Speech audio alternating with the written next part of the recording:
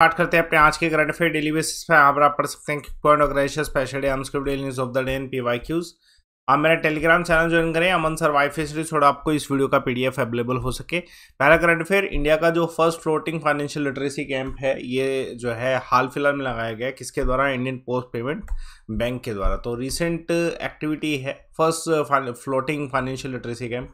ये कहाँ पे लगाया गया है? जम्मू कश्मीर श्रीनगर में लगाया गया है। बेसिकली इस इनिशिएटिव को जो है निवेशक दीदी जो है इस नाम से रखा गया है, निवेशक दीदी के नाम से, जो कि फाइनेंशियल लिटरेसी प्रोवाइड कराएगा महिलाओं को और महिलाओं के ही द्वारा, by the women for the women.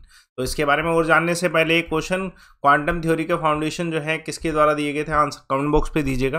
तो निवेशक दीदी ये जो इनिशिएटिव है जो जम्मू कश्मीर में स्टार्ट किया गया, एक ऐसी आइडियोलॉजी है कि जैसे रूरल एरिया में महिलाएं होती है वो ज़्यादा कंफर्टेबल होती है कि महिलाओं को ही अपनी बातें बता सकें। क्वेरीज जो फाइनेंशियल सिस्टम से संबंधित है वो भी उन्हीं से ही शेयर करना पसंद करते हैं। तो for the women and by the women जो है कंसेप्ट इसलिए रखा गया है। ये लॉन्च किसने किया है? देखिए ये IPP Indian post payment bank जो है इन्होंने कोलैबोरेट किया है इसके लिए investor education and protection fund authority के साथ। और ये पूरा जो कंसेप्ट लाया गया मिनिस्ट्री ऑफ कॉर्पोरेट अफेयर्स के अंतर्गत जो है लाया गया। इंडियन पोस्ट पेमेंट बैंक की अगर बात करी जाए तो ये 100% इक्विटी गवर्नमेंट ऑफ इंडिया के अंडर आती है, department of post ministry of communication के अंतर्गत। और इसके अलावा कुछ और फाइनेंशियल इंक्लूजन को लाने के लिए स्कीम्स लाएगी, जैसे प्रधानमंत्री मुद्रा योजना जो है 2015 में लाया गया, जिसमें 10 लाख तक का non corporate non farm small micro enterprises loan जो है दिया गया है। जो भी लोन इसके अंतर्गत दिया जाता है उसे जो है मुद्रा लोन के नाम से भी जाना जाता है। एक और करंट अफेयर देखिए, C295 एयरक्राफ्ट। देखिए ये इंडिया के लिए इंपॉर्टेंट है और हाल फिलहाल में प्राइम मिनिस्टर ऑफ इंडिया के द्वारा फाउंडेशन स्टोन रखे गए हैं। C295 transport aircraft manufacturing facility जो है ये कहाँ पे स्थापित करेगी? यहाँ पे इसे मैन्युफैक्चर किया जाएगा बेसिकली C295 को वडोदरा में। और वडोदरा में इसे मैन्युफैक्चर करने के लिए एयरबस डिफेंस, स्पेस एसए और Spain and Tata advance system limited ये तीनों जो है योगदान देने वाले हैं। मतलब ये बेसिकली इंडिया का फर्स्ट टाइम ऐसा होगा कि प्राइवेट सेक्टर कंपनीज जो है मैन्युफैक्चर करेंगे फुल एयरक्राफ्ट हमारे इंडिया में ही। इसके बारे में वो जानने से पहले एक क्वेश्चन, हाईएस्ट एयरपोर्ट इंडिया का जो है वो कौन सा है? आंसर कमेंट बॉक्स पे दीजिएगा। चलिए C295 के बारे में जानते हैं। देखिए ये ट्रांसपोर्ट एयरक्राफ्ट है, 5 से 10 टन कैपेसिटी ये रखता है। कंटेम्प्रेरी टेक्नोलॉजी सारी इसमें है, रॉबस्ट रिलायबल है, एफिशिएंट टैक्टिकल ट्रांसपोर्ट एयरक्राफ्ट है जो कि सभी मिशंस में काम आ सकता है। ये एक तरीके से रिप्लेस करेगा पुराने कंसेप्ट को जो कि इंडियन एयरफोर्स यूज़ करता था, एवरो 748 प्लेन्स। ये एवरो 748 प्लेन्स जो हैं ब्रिटिश ओरिजिन के थे, ट्विन इंजन टर्बो प्रो हैं, मिलिट्री ट्रांसपोर्ट के लिए यूज़ किए गए, 6 टन की इसकी कैपेसिटी हुआ करती थी। अब इसको रिप्लेस करेगा C295 प्रॉपर तरीके से। जो अभी हम यूज़ करने वाले हैं C295, इसकी 11 घंटे की जो है एंड्योरेंस है, फ्लाइट एंड्योरेंस है, मल्टी रोल ऑपरेशन, किसी भी वेदर में किसी भी टाइम पे, यानी कि डे नाइट कॉम्बैट मिशन, सभी डेजर्ट मैरीटाइम हर एक जगह पे ये जो है काम कर सकता है।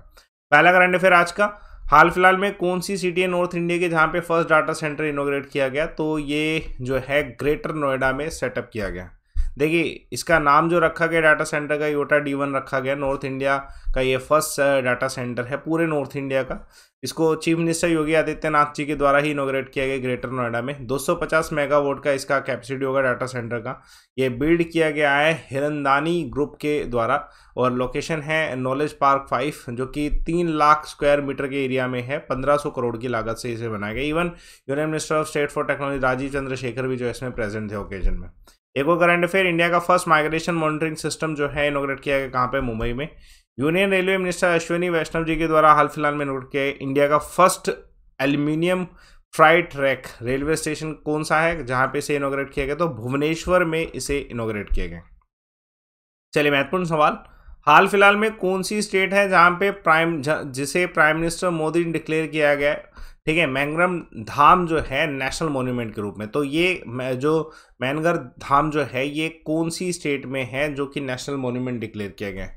दोस्तों ये राजस्थान की लोकेशन में, ठीक है। तो मानगढ़ जो धाम है बहुत प्रसिद्ध है और इसमें अभी जो ये इनॉग्रेशन हुआ था, जो इसे अनाउंस किया गया, एक पूरा इवेंट किया, उसमें 2 स्टेट के चीफ मिनिस्टर और थे। राजस्थान के चीफ मिनिस्टर अशोक गहलोत तो थे ही, उसके अलावा गुजरात के चीफ मिनिस्टर भी थे, इवन मध्य प्रदेश के चीफ मिनिस्टर भी थे।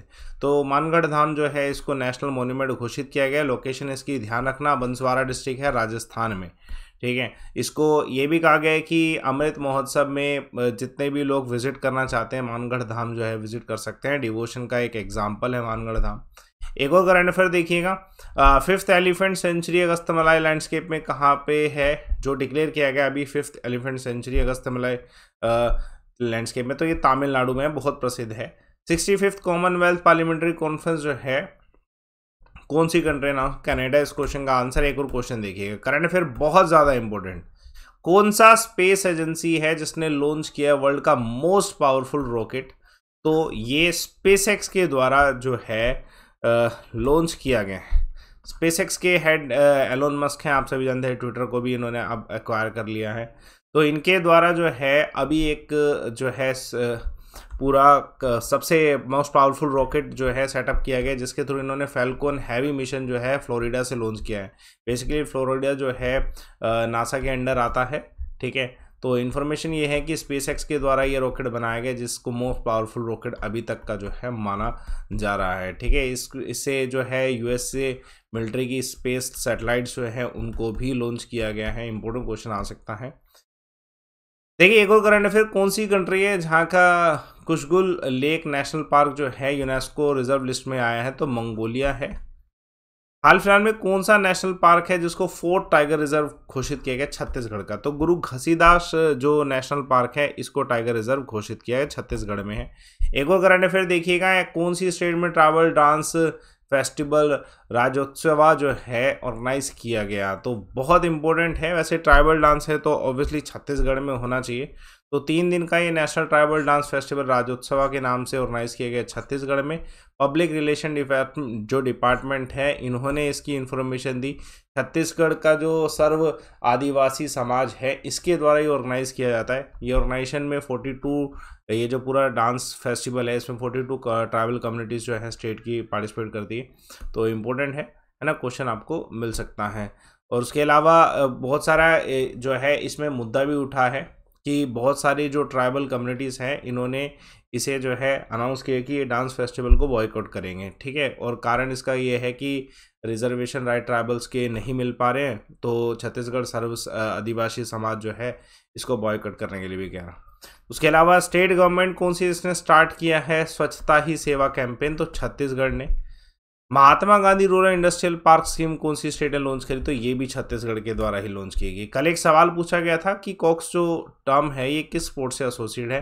नवनीत का आंसर बिल्कुल सही, बोट रेसिंग से, और बाकी सभी आंसर भी सही। आज का सवाल देखिए, कौन से दुनिया में वर्ल्ड लॉन्गेस्ट लैंड बॉर्डर हैं, कौन से 2 देशों के बीच में, आंसर कमेंट बॉक्स पे बताइएगा। और टेलीग्राम चैनल ज्वाइन करें अमन सर वाईफाई स्टडी, थोड़ा आपको इसका PDF मिल सके, लिंक्स मिल सके। देखिए अभी जैसे आपका स्टार्ट हुआ है मंथ और आपका अभी ऑलमोस्ट सभी एग्ज़ाम जो हैं आने वाले हैं, सब्सक्रिप्शन लेने का फ़ायदा क्या रहेगा इस समय, पहली बात तो अनलिमिटेड रहेगा। दूसरा सबसे ज़्यादा ज़रूरी होता है कि आप कोई सा भी अगर कोर्स ले रहे हैं आपको सब कुछ अवेलेबल हो, सारे टीचर अवेलेबल हों, डिस्काउंट्स में मिले, तो ये सब लाइव अमन से अवेलेबल होगा। चाहे NEET, GATE, IIT, MPS, UPSC, RPSC, MPPS, ये जो भी एग्ज़ाम है इसका अगर आप सब्सक्रिप्शन लेने वाले हैं तो लाइव अमन कोड से बेनिफिट उठाइएगा। फाइनेंशियल और कंप्लीट कोर्स होगा, अनलिमिटेड होगा, सारे टीचर्स अवेलेबल होंगे, सारे सब्जेक्ट लाइव अमन कोड से अवेलेबल होगा। तो इसे ही यूटिलाइज करें लाइव अमन कोड को प्रोसीड टू पे करने से पहले अनअकैडमी के कोर्सेज के लिए।